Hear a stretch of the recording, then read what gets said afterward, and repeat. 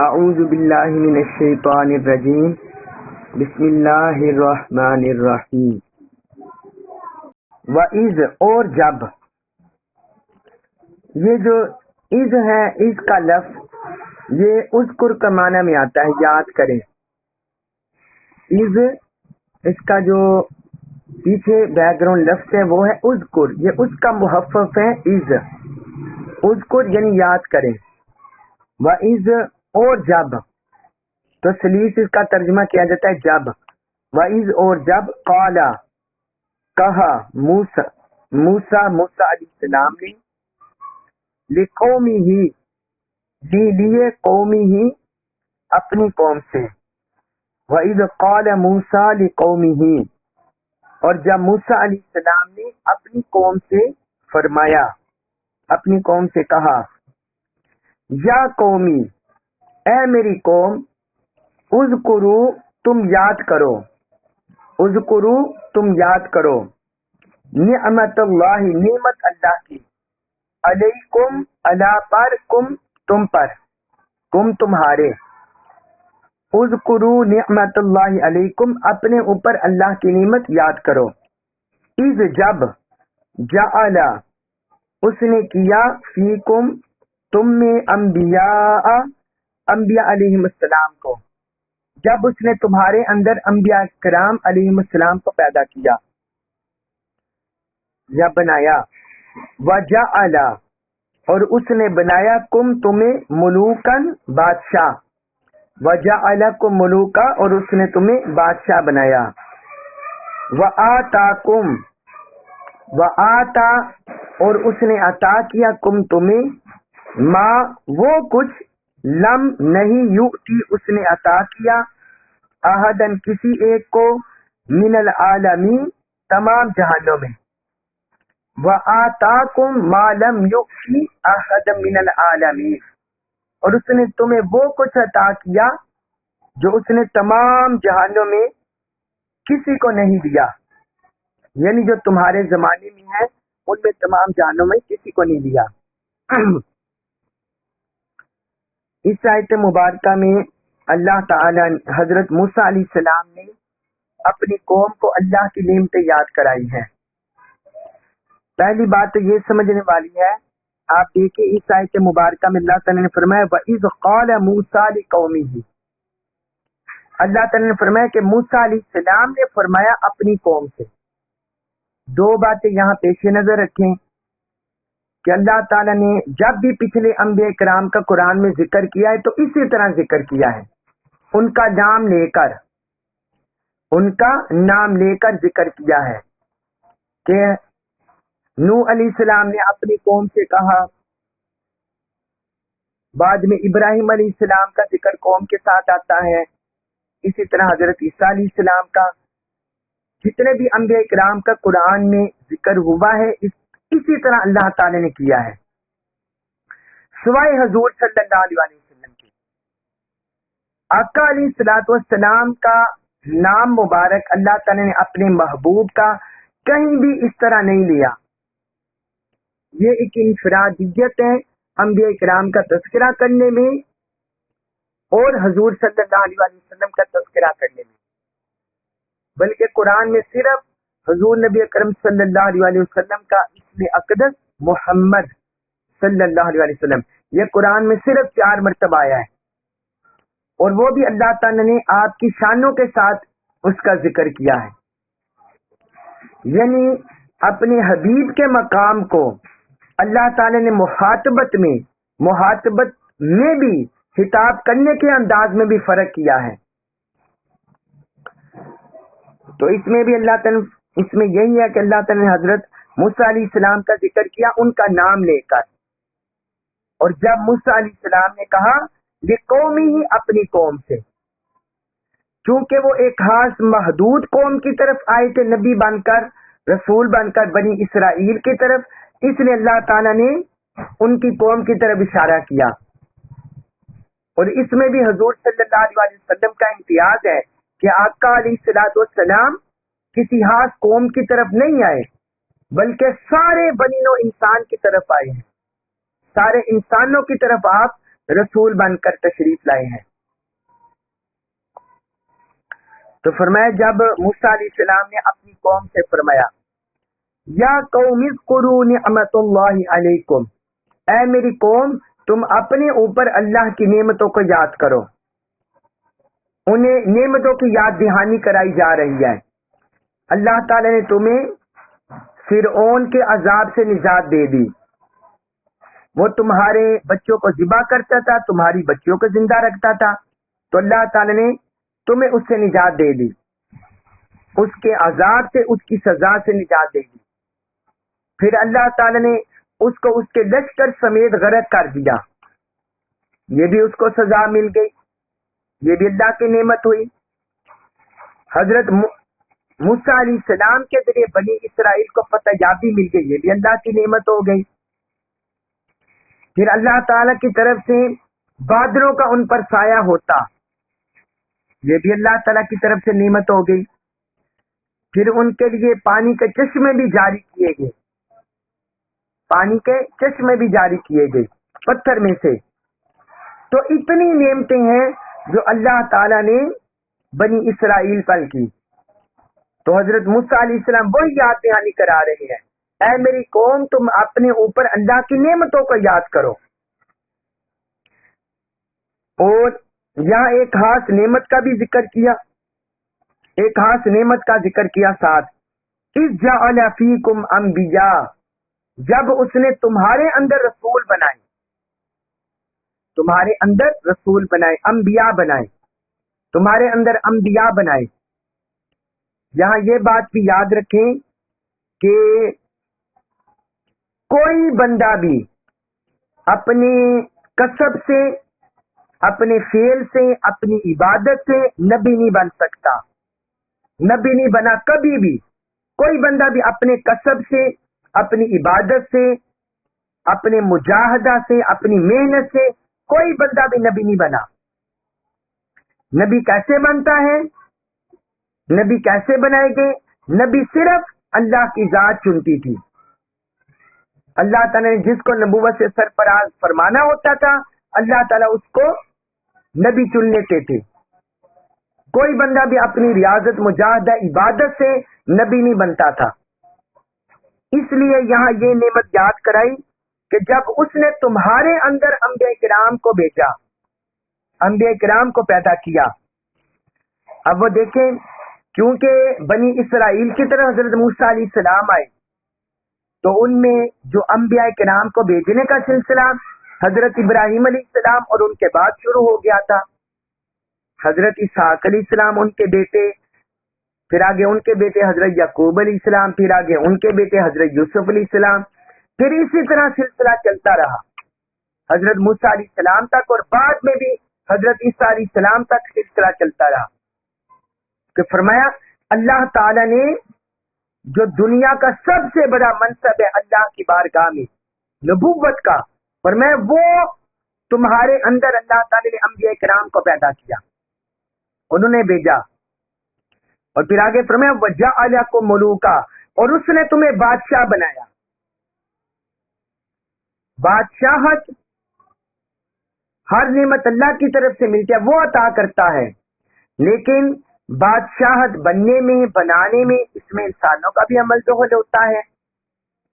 اس لیے یہاں اللہ تعالیٰ نے فرمایا وَجَعَلَكُم مُلُوكًا، اور اس نے تمہیں بادشاہ بھی بنایا. یہ نہیں فرمایا کہ اس نے تم میں بادشاہ بنائے، جس طرح انبیاء کرام کا ذکر کیا کہ اس نے تمہارے اندر، تم میں انبیاء کو پیدا کیا، انبیاء کو بنایا. اس طرح بادشاہوں کا ذکر کرتے ہوئے یہاں یہ انداز نہیں اپنایا، کیونکہ بادشاہ بننا، ملوکیت اختیار کرنا، اس میں بندے کا کسب بھی شامل ہوتا ہے، بندے کی محنت، بندے کی صلاحیت، بندے کی استعداد، کوالٹیز، یہ بھی شامل ہوتی ہے. اس لیے اللہ تعالی نے فرمایا کہ اس نے تمہیں بادشاہ بنایا، اس نے تمہیں بادشاہ بنایا. یہ بھی حضرت یوسف علیہ السلام سے شروع ہو گیا تھا سلسلہ. جب وہ مصر کے بادشاہ بن گئے، پہلے وہ بنے وزیر فینانس منسٹر، پہلے وہ فینانس منسٹر بنے اور بعد میں وہ بادشاہ بن گئے حضرت یوسف علیہ السلام، اور اسی طرح بعد اور بھی ان کی نسل میں بادشاہ آئے. تو اللہ تعالیٰ نے فرمایا یہ بھی نعمت اللہ تعالیٰ نے تمہارے اندر کی کہ تمہیں بادشاہ بھی بنایا. اور پھر آگے فرمایا وَآتَاكُم مَّا لَمْ يُؤْتِ أَحَدًا مِّنَ الْعَالَمِينَ، اور اس نے تمہیں وہ کچھ عطا کیا جو تمہارے زمانے میں کسی کو نہیں دیا تھا، جو باقی عالمین میں تمام جہانوں میں کسی کو نہیں دیا تھا تمہارے زمانے میں. یعنی جتنی نعمتیں عنایات اللہ تعالی نے تمہارے زمانے میں کی وہ باقی کسی اور کو نہیں کی، باقی نعمتیں کسی اور کو نہیں کی.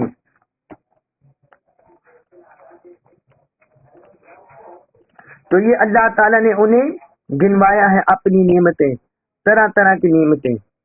اس میں جو حضرت موسیٰ علیہ السلام کے دور میں نعمتیں اتری اور بعد میں من و سلوہ اترا، ان پر بادلوں کا سایہ ہوا اور ان کے لیے چشمے جاری ہوئے، پتھروں سے پانی نکالا گیا، یہ ساری نعمتیں ان کے دور میں باقی کسی اور کو نہیں ملی تھی. تو اللہ تعالیٰ نے یہ نعمتیں انہیں یاد کرائی کہ تم کس طرح اللہ کے دین سے انحراف کر رہے ہو اور اس آخری نبی رسول صلی اللہ علیہ وسلم کا انکار کر رہے ہو. یہ دراصل اللہ تعالیٰ نے نعمتیں یہ اس لیے انہیں یاد کرائی، اس لیے یہاں ذکر کیا حضور صلی اللہ علیہ وسلم کی تسلی کے لیے، کی تسلی و تشفی کے لیے کہ یہ آپ پر انکار، آپ کا انکار کر رہے ہیں تو جو آپ سے پہلے انبیاء کرام ہے یہ ان کا بھی انکار کرتے رہے، حالانکہ ان پر کثیر نعمتیں ہو چکی تھی. پھر آگے فرمایا سورۃ المائدہ آیت نمبر 21، یا قومی، اے میری قوم، ادخلوا، تم داخل ہو جاؤ، الارض، زمین میں، المقدسہ، جو مقدس ہے، پاک سرزمین ہے.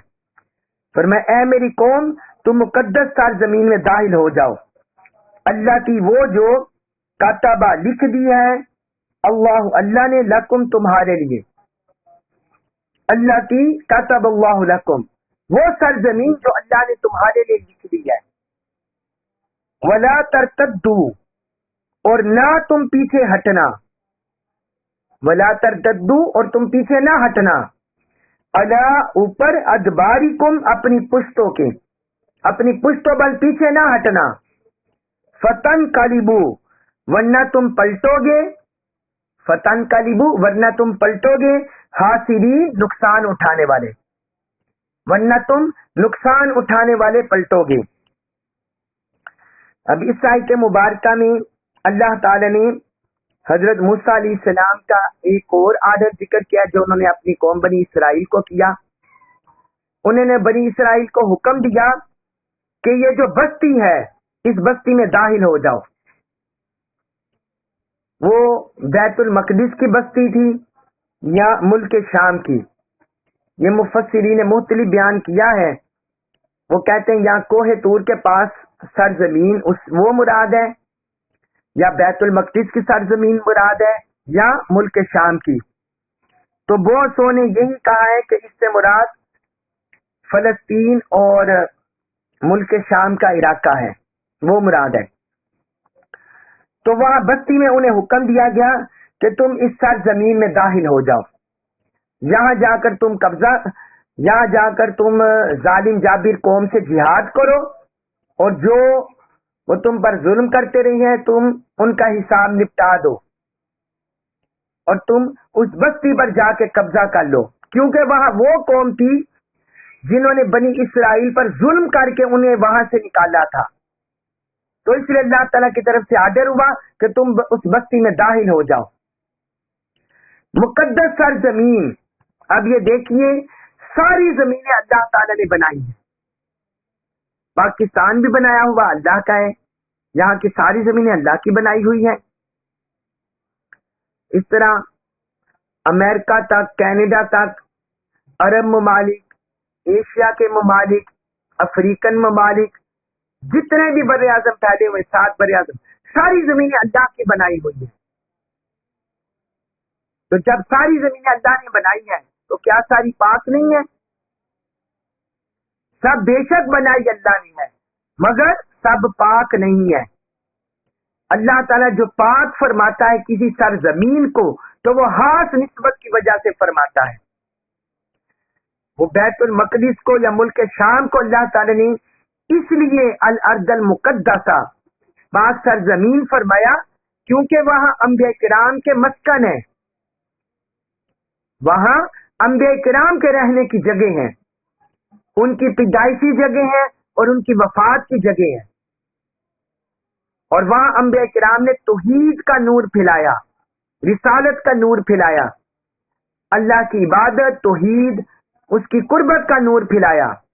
اس لیے اللہ تعالی نے اس سرزمین کو باقی زمینوں سے جدا کر کے فرمایا کہ وہ مقدس سرزمین ہے۔ جس طرح ہم نہیں کہتے وہ کسی بھی جگہ اہل اللہ صالحین رہتے ہو تو ان کی نسبت سے ہم کسی بھی زمین کی طرف، کسی شہر علاقے کی طرف شریف کا لفظ لگا دیتے ہیں، شریف کا لفظ۔ مثلا ہم کہتے ہیں اجمیر شریف، بغداد شریف، پاک پتن شریف، ملتان شریف۔ تو یہ اس وجہ سے ہم نام دیتے ہیں اس سرزمین کے ساتھ شریف کا لفظ، شریف کہتے ہیں عزت بزرگی، شرف سے ہے، شرف بزرگی، عزت والی زمین۔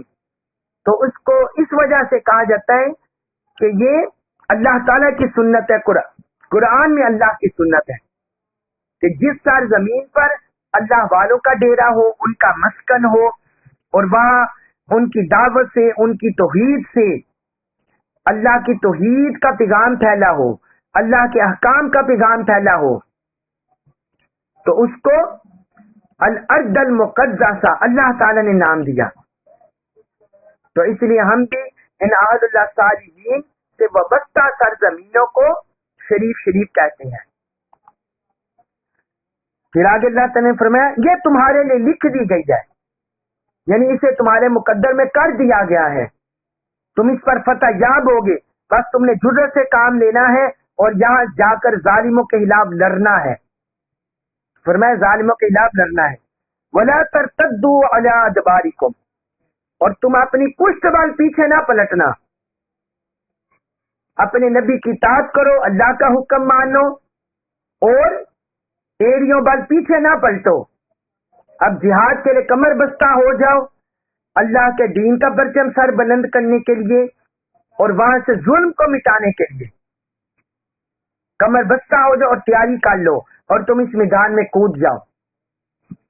اگر تم پیچھے الٹے پاؤں پھر گئے، اپنی ایڑیوں کے بل پھر گئے، فَتَنْقَلِبُوا خَاسِرِينَ، تو فرمایا تم ہسارہ اٹھانے والوں میں، ہسارہ اٹھانے والے، نقصان اٹھانے والے بن کر پلٹو گے۔ یعنی اگر تم نے اللہ کے حکم کو جھٹلا دیا، اللہ کی اطاعت کو نظر انداز کر دیا، اس کے حکم کو نظر انداز کر دیا، اللہ کے رسول کی اطاعت کو نظر انداز کر دیا، تو فرمایا تم ہسارہ پانے والوں میں ہو جاؤ گے، نقصان اٹھانے والوں میں کھو جاؤ گے۔ اب یہ دنیا میں انہوں نے ایک سٹرگل کرنی تھی، دنیا میں ایک سٹرگل کرنی تھی الہ کلمت اللہ کے لیے، اللہ کے دین کی سر بلندی کے لیے، اور جب وہ اس سے پھر جاتے تو فرمایا تم ہسارہ پانے والے میں۔ تو وہ ہسارہ کس کا ہونا تھا؟ وہ ہسارہ بھی دنیا کا ہونا تھا، دنیا کا بھی، آخرت کا بھی، دین کا بھی، ہسارہ ان کا ہسارہ ہونا تھا۔ تو اس کا مطلب ہے کہ جہاں ظالمانہ قوتوں کے خلاف، جہاں اللہ کے احکام کی خلاف ورزی ہوتی ہو، اللہ کے دین کی احکام کی وہاں پرواہ نہ کی جاتی ہو، گڈیاں اڑائی جاتی ہو، معاذ اللہ، استغفر اللہ، تو اللہ تعالیٰ نے فرمایا ان ظالم قوم کے خلاف کھڑے ہو جاؤ، کلمہ حق بلند کرو۔ تو یہی انہیں حکم دیا گیا کہ تم اس بستی میں داخل ہو جاؤ۔ آگے ان کا جواب سنیے، آیت نمبر 22 میں فرمایا قالو انہوں نے کہا یا موسیٰ، اے موسیٰ، انا بے شک فیہا اس میں، یعنی اس سرزمین میں، قوم ہے، لوگ ہیں، جبارین، زبردست لوگ۔ وہ کہنے لگے کہ اے موسیٰ اس اس سرزمین میں تو بڑے زبردست لوگ ہیں، جابر لوگ ہیں. وَإِنَّا، اور بے شک ہم، لن ہرگز نہیں، ندخلها، ہم داخل ہوں گے اس میں، لن ندخلها، ہرگز نہیں ہم اس میں داخل ہوں گے. وہ کہنے لگے ہم اس میں ہرگز داخل نہیں ہوں گے. حتی، یہاں تک کہ یخرجوا، وہ نکل جائے، منہا، اس سے، یہاں تک کہ وہ سرزمین سے نکل جائے. فَإِن یخرجوا، فَإِن، پس اگر یخرجوا، وہ نکل جائے، منہا، اس سے، فَإِنَّا، تو ہم داخلون، اس میں داخل ہو جائیں گے. فَإِن یخرجوا منہا فَإِنَّا داخلون، اور اگر وہ وہاں سے نکل گئے تو پھر ہم داخل ہو جائیں گے. اب یہ دیکھیں کتنی بزدل قوم تھی، ڈرپوک بزدل قوم ہو گئی تھی. یہ بزدلی اور ڈرپوکی ان میں کس طرح آئی تھی؟ جو وہ فرعون کے غلام بنے رہے تھے اتنا عرصہ، 40-50 سال تک وہ جو فرعون کے غلام بنے رہے تھے. فرعون کی محکومی نے انہیں بزدل بنا دیا تھا، انہیں ڈرپوک بنا دیا تھا، انہیں اللہ کی ذات پر کامل بھروسہ نہیں تھا، اللہ پر کامل توکل نہیں تھا، یقین نہیں تھا. اس لیے وہ بزدل بن کر بیٹھے رہے. کہنے لگے کہ اے موسیٰ، وہاں تو بڑے ظالم لوگ ہیں، ہم اس میں داخل نہیں ہوں گے. ہاں، اگر وہ وہاں سے نکلے تو پھر ہم داخل ہوں گے. آپ اندازہ کریں ان کی بزدلی کا، کہ کہنے لگے کہ وہ وہاں سے نکلیں گے تب ہم جائیں گے. کیا ظالم لوگ جہاں انہوں نے تسلط کیا ہو، قبضہ کیا ہو، کیا خود چھوڑ کر جاتے ہیں؟ نہیں جاتے. جب تک کوئی طاقتور آ کر انہیں وہاں سے نہ ہٹائے اور قبضہ نہ چھڑائے، اس وقت تک نہیں جاتے یہ قابض لوگ. تو یہ ان کی بزدلی تھی، یہ ڈر پوکی تھی. اس وجہ سے وہ حضرت موسیٰ علیہ السلام سے یہ کہنے لگے. وہ جو پیچھے میں نے آپ کو وہ اوج بن عنق کا واقعہ لکھایا تھا نا، میں نے بتایا تھا کہ آگے اس کا تذکر آ رہا ہے. یہ وہی ہے وہ جو بڑے لمبے قد کا اوج بن عنق، یا اس کا دوسرا نام آج، یہاں اسی کا ذکر ہو رہا ہے. جو حضرت موسیٰ علیہ السلام نے 12 نقیب بھیجے تھے، ان میں 10 نقیب پھر گئے اور 2 نقیب وہ حق پر قائم رہے، انہوں نے راز فاش نہیں کیا. تو وہ جو 10 نقیبوں نے آ کر بنی اسرائیل کو برگلایا اور بنی اسرائیل کو کہا وہاں تو بڑے طاقتور لوگ ہیں، تم وہاں جا کر پھنس جاؤ گے، تم مارے جاؤ گے، تمہارا سب کچھ غصب ہو جائے گا. تو اس سے بنی اسرائیل مزید ڈر گئے. تو وہ حضرت موسیٰ علیہ السلام کو یہ جواب دینے لگے. حالانکہ اللہ تعالیٰ نے انہیں یہ خوشخبری بھی سنا دی تھی کہ وہ زمین اللہ تعالیٰ نے تمہارے لیے لکھ دی ہے، یعنی تم اس زمین پر غالب آ کر رہو گے. اللہ تعالیٰ نے تمہارے لیے لکھ دی ہے، یہ خوشخبری بھی سنا دی تھی. لیکن اس کے باوجود ان کی بزدلی ان کے ایمان پر، اللہ کی اطاعت پر غالب تھی. اس لیے انہوں نے اللہ کے احکام کو اور حضرت موسیٰ علیہ السلام اللہ کے رسول کے احکام کو نظر انداز کر دیا. تو اس سے یہ بھی پتہ چلا کہ جو کو محکوم ہو، غلام ہو، اس کی نفس، اس میں کم تری کی نفسیات آ جاتی ہیں. وہ کم تری کا شکار ہو جاتی ہے، کم تری کا شکار ہو جاتی ہے. اور وہ قوم جو ظالم جابر ہوتے ہیں، اپنے سے طاقتور قوم، اس سے ڈرتے ہیں. یہ اللہ تعالی نے نفسیات بیان کی ہے قوم بنی اسرائیل کی. اب دیکھیں ہمارے ہاں پاکستان میں بھی یہی ہے اور بہت سے اسلامی ممالک میں یہی ہے. ہمارے ملک پر بھی چونکہ انگریزوں کا غلبہ رہا ہے، انگریز یہاں حاکم رہے ہیں، اور باقی بہت سے اسلامی ممالک میں بھی انگریزوں کا غلبہ رہا ہے. تو ہماری نفسیات بھی آج تقریباً 70 سال گزرنے کے باوجود 47 3 50 یہ بن گیا 60 70 74 75 سال گزرنے کے باوجود مسلمانوں کے اندر غیر مسلم قوتوں کا اسلام دشمن طاقتوں کی ڈاک بیٹھی ہوئی ہے اور ان سے مرعوب ہے آج تک.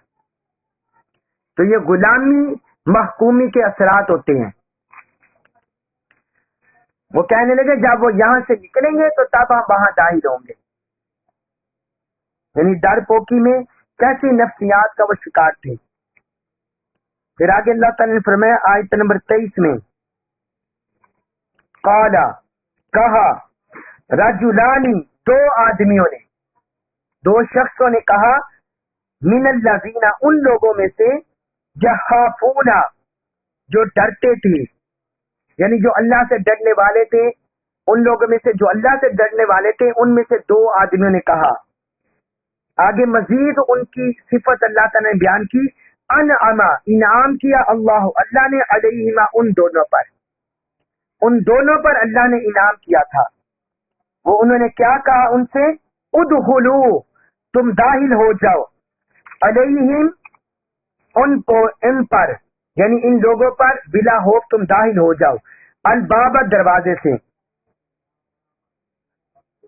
وہ جو ڈرنے والے تھے لوگوں میں سے اللہ سے ڈرنے والے تھے اور جن پر اللہ نے انعام کیا تھا انہوں نے اپنی قوم سے کہا کہ تم بلا خوف ہوتے دروازے سے ان لوگوں کے پاس چلے جاؤ داخل ہو جاؤ. فَإِذَا پھر جب دخلتموہ تم داخل ہو جاؤ گے ہو اس میں فَإِنَّكُمْ تو بے شک تم غالب ہوگے. اگر جب تم اس میں داخل ہوگے دروازے سے تو تم یقیناً غالب ہو جاؤ گے. وَعَلَى اللَّهِ وَعَلَى اور اوپر اللہ کے فَتَوَكَّلُوا تم توکل کرو. وَعَلَى اللَّهِ فَتَوَكَّلُوا اور اللہ ہی پر تم توکل کرو. ان اگر تم ہو مؤمنین ایمان والے. اگر تم ایمان والے ہو تو تم پھر اللہ پر ہی توکل کرو. اب اس آیت مبارکہ میں اللہ تعالی نے بنی اسرائیل میں جو اللہ سے ڈرنے والے بندے تھے انعام یافتہ بندے تھے یعنی وہ اللہ اور اللہ کے رسول کی اطاعت کرنے والے تھے محبت کرنے والے تھے اطاعت گزار تھے ان کا حکم ماننے والے تھے وہ لوگ تھے دو. ان میں ایک نام آتا ہے حضرت یوشع بن نون اور دوسرے کالب بن یکنہ. یہ کامل ایمان لانے والے تھے کامل مؤمنین تھے. تو انہوں نے اور یہ انعام یافتہ بندے تھے کہ اللہ تعالیٰ نے ان پر انعام کیا ایمان کا انعام کیا اسلام کا ایمان کیا اطاعت کا انعام کیا. یہ اس لیے اللہ تعالیٰ نے فرمایا کہ ان پر اللہ نے انعام کیا اور انہوں نے نعمتوں سے نوازا تھا ایمانی اسلامی نعمتوں سے. تو انہوں نے اپنے لوگوں سے کہا کہ تم اس دروازے میں بلا خوف و خطر داخل ہو جاؤ جو اللہ نے تمہیں حکم دیا ہے اور جو تمہارے رسول تمہیں کہہ رہے ہیں تو اس میں مت ڈرو مت جھجکو اور تم اس دروازے سے داخل ہو جاؤ.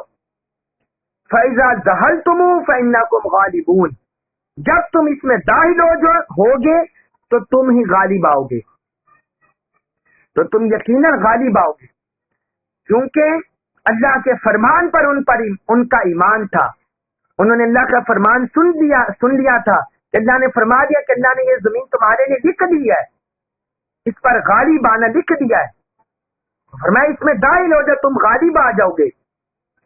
تم ان کی طاقت سے ظاہری طاقت سے ان کے ڈھیل ڈول سے یہ مت ڈرو کہ وہ ہم سے قوی ہیں ہم سے جسہ میں قوی ہیں اور اس طرح زیادہ طاقتور ہیں. فرمایا گھبرانے کی ضرورت نہیں ہے تم غالب آ جاؤ گے. وَعَلَى اللَّهِ فَتَوَكَّلُوا اور اللہ پر ہی توکل کرو. دیکھیے انہوں نے اللہ کا ذکر پہلے کیا اور توکل کا بعد میں یعنی تمہارا بھروسہ تمہارا توکل وہ اللہ ہی پر ہونا چاہیے اللہ ہی پر توکل تمہارا ہونا چاہیے. ان کی ظاہری شان و شوکت ان کی ظاہری قوت ان کی ظاہری طاقت یہ مت دیکھو بلکہ اللہ ہی پر بھروسہ کرو. ان کنتم مؤمنین اگر تم مومن یعنی جو اہل ایمان ہوتے ہیں وہ اللہ پر توکل کرتے ہیں اگر تمہارا یہ دعویٰ ہے کہ تم مومن ہو، تم اللہ پر ایمان رکھنے والے ہو، تم نبی پر ایمان رکھنے والے ہو، تو پھر اپنے ایمان کا ثبوت دو۔ اگر بندہ مومن ہو اور توکل اس میں نہ ہو تو اس کا مطلب ہے وہ کامل مومن نہیں ہے، وہ کامل مومن نہیں ہے، کامل ایمان سے محروم ہے۔ جب بندہ مومن ہو اور اس میں کامل توکل بھی ہو پھر بندہ کامل مومن ہوتا ہے۔ تو اللہ تعالیٰ نے یہی انہیں درس دیا، وہ جو دو بندوں کی زبانی کہ اللہ ہی پر توکل کرو اگر تم مومن ہو، ایمان والے ہو۔ پھر آگے آیت نمبر 24 اس میں فرمایا قالو، انہوں نے کہا یا موسیٰ، اے موسیٰ، انا بے شک ہم، لن ہرگز نہیں، یہ جو لام زبر لن ہے یہ مستقبل میں تاکید کرنے کے لیے آتا ہے، مستقبل میں نفی کے معنی میں تاکید کا معنی دیتا ہے۔ ہرگز نہیں، ندخلہا، لن ندخلہا، ہرگز نہیں ہم داخل ہوں گے اس میں، ندخلہ داخل ہوں گے ہم، ہاں اس میں، وہ کہنے لگے ہم ہرگز اس میں نہیں جائیں گے، ابداً کبھی بھی، ما دامو، جب تک وہ ہیں، ما دامو یہ بھی آتا ہے ما دامو کنٹینیوس کا معنی دینے کے لیے، پاسٹ میں کنٹینیوس کا معنی دینے کے لیے ما داما ما داما ما دامو یہ آتا ہے۔ ما دامو کہنے لگے جب تک وہ ہیں فیا اس میں، جب تک وہ اس میں ہیں ہم ہرگز اس سرزمین میں داخل نہیں ہوں گے، کبھی بھی داخل نہیں ہوں گے۔ آگے دیکھیے ان کی مزید ہٹ درمی اور گستاخی، کہنے لگے فذہب، پس تو جا، فذہب پس تو جا، انت تو ہی، حضرت موسیٰ علیہ السلام کو تو کہہ کر مخاطب کرتے ہیں اور گستاخی در گستاخی کرتے ہیں، کہتے ہیں فذہب انت، اے موسیٰ علیہ السلام تو چلا جا، معاذ اللہ استغفر اللہ، وربک، اور تیرا رب چلا جائے، فقاتلا، پس تم دونوں جا کر لڑو۔ دیکھیے وہ کتنے گستاخ تھے، کتنے ہٹ درم تھے، کتنی نعمتیں ان پر ہوئی لیکن پھر وہ ہٹ درم رہے۔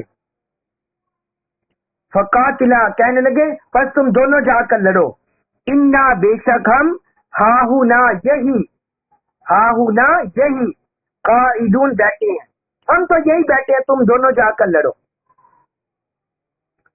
اب یہاں اللہ تعالیٰ نے قوم بنی اسرائیل کی سرشت اور اللہ کے رسول کی ان کے جو انہوں نے نافرمانی کی اس کا ذکر کیا۔ وہ آگے حضرت موسیٰ وہ جو صالح بندے تھے، دو صالح بندے، حضرت یوشع بن نون اور حضرت،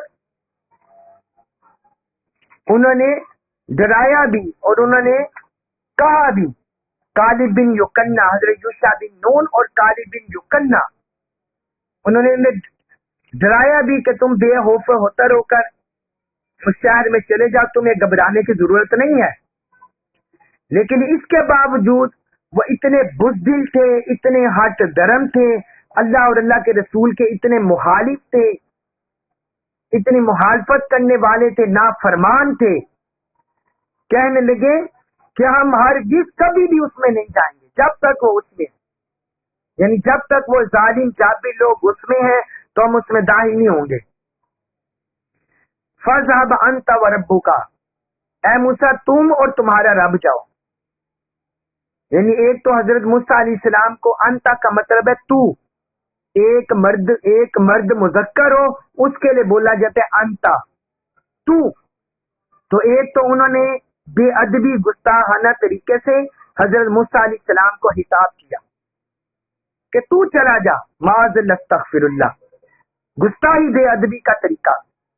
اور دوسرا مزید آگے گستاخی بے ادبی اللہ تعالیٰ کی، وربو کا کہتے ہیں تیرا رب چلے جائے، تو چلا جائے اور تیرا رب چلا جائے، یعنی اتنے بے ادب گستاخ سے، حالانکہ یہ اللہ کی الوہیت، اس کی ذات کے بارے میں، اس کی صفات افعال کے بارے میں یہ سارے انبیاء کرام شروع سے تعلیم دیتے آ رہی ہیں کہ وہ ذات کہیں بھی آنے جانے سے پاک ہے، لیکن وہ اناد میں، بغض میں، ہٹ درمی میں، کفر میں اتنے بڑھ گئے، نبی کی بھی گستاخ کر دی اور رب کے بھی گستاخ منکر ہو گئے، رب کے بھی گستاخ ہو گئے۔ کہنے لگے تم اور تمہارا رب جاؤ فقاتلا، تم دونوں جا کر لڑو۔ اب اللہ اور اللہ کے رسول کو معاذ اللہ ملا دیا کہ تم دونوں جا کر لڑو۔ کیا کوئی حضور کی امت میں، آقا علیہ الصلوۃ والسلام کی امت میں ایسی گستاخی کر سکتا ہے؟ وہی بندہ کر سکتا ہے جو دنیا کی خاطر بک گیا ہو یا جس کا دماغ پاگل ہو گیا ہو، محبوط الحواس ہو گیا۔ تو یہ امت مسلمہ، امت محمدی، الحمدللہ ہمارے اندر اللہ تعالیٰ کا اتنا بڑا فضل ہے ہمارے اوپر، اور حضور کی اتنی عنایات ہے، توجہات ہیں، یہاں ایک سے بڑھ کر ایک اللہ کا عبادت گزار، اس کا اطاعت گزار، اس کا مطیع، اس سے محبت کرنے والا، اس پر سب کچھ قربان کرنے والا۔ اسی طرح اللہ کے رسول، اللہ کے حبیب مکرم صلی اللہ علیہ وسلم پر اپنا سب کو نچھاور کرنے والے، قربان کرنے والے، اپنا جان، مان، تن، دن، اپنے والدین، اپنی جان، اپنا مال، اپنی روح، اپنا مال، سب کچھ قربان کرنے والے آقا علیہ الصلوۃ والسلام پر۔ تو ادھر بنی اسرائیل کو دیکھے اور ادھر امت محمدی صلی اللہ علیہ وسلم کو دیکھے، کتنا زمین و آسمان کا گیپ ہے۔ تو یہ تعلیم اللہ اور اللہ کے رسول نے دی، یہ اللہ اور اللہ کے رسول نے ہمیں سکھلایا کہ اللہ کا ادب کس طرح کرنا ہے، اللہ کے رسول کا ادب کس طرح کرنا ہے، اللہ اور اللہ کے رسول کی اطاعت کس طرح کرنی ہے، محبت کس طرح کرنی ہے۔ اسی میں ایمان کی سلامتی ہے، اسی میں ایمان کی سلامتی ہے، اور یہ بڑا اللہ کا شکر ہے ہم پر۔ تو فرمایا، تو کہنے لگے کہ ہم یہی بیٹھے ہیں، معاذ اللہ، استغفر اللہ۔ حضرت حضور نبی اکرم صلی اللہ علیہ وسلم نے غزوہ بدر میں آپ کو پتہ ہے 313 مسلمان تھے، ساز و سامان بھی کم تھا، پھر گھوڑے، نیزے، تلواریں، یہ ساری چیزیں کم تھی، اور 313 مسلمان تھے، ادھر 1000 لشکر تھا کفار کا، ان کے پاس تلواریں بھی زیادہ، نیزے بھی زیادہ، تیر بھی زیادہ، گھوڑے اونٹ بھی زیادہ، مال اسباب بھی زیادہ۔ حضور نے اس وقت صحابہ سے پوچھا، بتاؤ تمہاری کیا رائے ہے، کیا ان سے جنگ کرے، کیا ان سے جنگ کرے؟ اس وقت ایک صحابی تھے، باقی صحابوں نے بھی جواب دیا، حضرت مقداد رضی اللہ عنہ وہ کھڑے ہو گئے، انہوں نے عرض کیا، یا رسول اللہ، ہم آپ سے اس طرح نہیں کہیں گے جس طرح قوم بنی اسرائیل نے حضرت موسیٰ علیہ السلام سے کہا تھا۔ انہوں نے اس آیت کا حوالہ دیا کہ تو اور تمہارا رب جائے اور جا کر لڑو، فرمایا ہم اس طرح نہیں کہیں گے، بلکہ وہ عرض کرنے لگے، یا رسول اللہ چلیے، آپ جہاں چاہے چلیے، ہم آپ کے ساتھ رہیں گے، ہم آپ کے پیچھے پیچھے رہیں گے، ہم آپ کے ساتھ رہیں گے۔ حضور کے چہرے پر پریشانی تھی کافروں کی ظاہری قوت، شان و شوکت دیکھ کر۔ تو جب اپنے صحابی کا یہ جواب سنا، آقا علیہ الصلوۃ والسلام کا چہرہ خوشی سے تمتما اٹھا،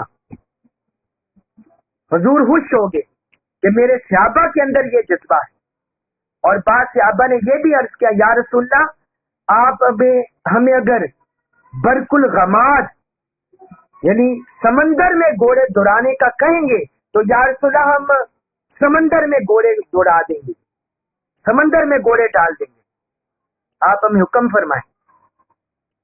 تو اتنا آقا علیہ السلام سے محبت کرنے والے صحابہ کرام، اور آج تک قیامت تک امتی محبت کر رہے ہیں، آقا کے جان پر، آقا پر سب کو نچھاور کرنے کے لیے قربان ہے، تیار ہے۔ ایک حدیث مبارک سنا دوں، ایمان فروز، پھر بات ختم کرتے ہیں۔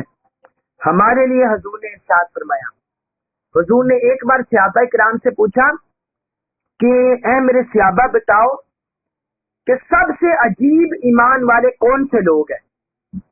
سب سے عجیب ایمان یعنی جو حیرت میں ڈالنے والا ہو اور عجیب ہو، वो किन लोगों का ईमान है? सहाबा किराम ने अर्ज किया, या रसूलल्लाह, अंबिया किराम का।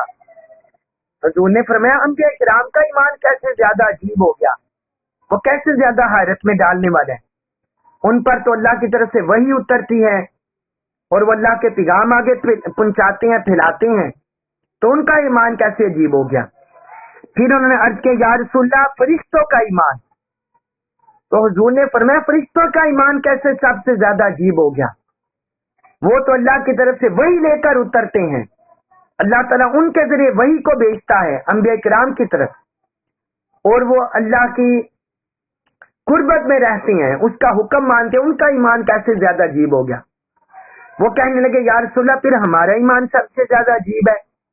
सहाबा किराम ने कहा, हुजूर ने फरमाया, तुम्हारा ईमान सबसे ज्यादा कैसे अजीब हो गया? तुम तो मेरी सोबत में बैठते हो, मेरी कुर्बत में बैठते हो, तुम्हारा ईमान सबसे ज्यादा कैसे अजीब हो गया अगर तुम मुझ पर ईमान नहीं लाओगे? फिर सहाबा किराम हैरत में गुम हो गए, क्या जवाब दे? उन्होंने अर्ज किया, या रसूलल्लाह, आप खुद ही फरमा दें कि सबसे ज्यादा अजीब ईमान वाले कौन से लोग हैं? तो हुजूर ने फरमाया, सबसे ज्यादा अजीब ईमान वाले लोग वो मेरे उम्मती हैं जिन्होंने मुझे ज़ाहिरी आंखों से नहीं देखा, ज़ाहिरी आंखों से मेरी ज़ियारत नहीं की, मेरा दीदार नहीं किया, मेरे बाद आएंगे, लेकिन अपने माल से ज्यादा और अपनी जानों से ज्यादा मुझसे मोहब्बत करेंगे। अपनी माल और अपनी जान से ज्यादा फरमाया मुझसे मोहब्बत करेंगे, मुझ पर सब कुछ निछावर करने के लिए तैयार रहेंगे। फरमाया उनका ईमान सबसे ज्यादा अजीब है, सबसे ज्यादा हैरत में डालने वाला है। तो यह हम पर करम है, आका अलैहिस्सलाम का सब पर करम है, क़यामत तक आने वाली हजूर के उम्मतियों पर करम है, जो भी आका पर जान निछावर करते हैं, अपना माल निछावर करते हैं, हजूर की ताअत मोहब्बत में जिंदगी बसर करते हैं। अल्लाह तबारक व तआला हमें इसी में इस्तिकामत नसीब फरमाए, दवाम नसीब फरमाए, खैर बरकत नसीब फरमाए, कुरान मजीद का कमा को फहम नसीब फरमाए और हमें इस पर अमल पैरा होने की तौफीक अता फरमाए। वमा अलैया इल्लल बलागुल मुबीन।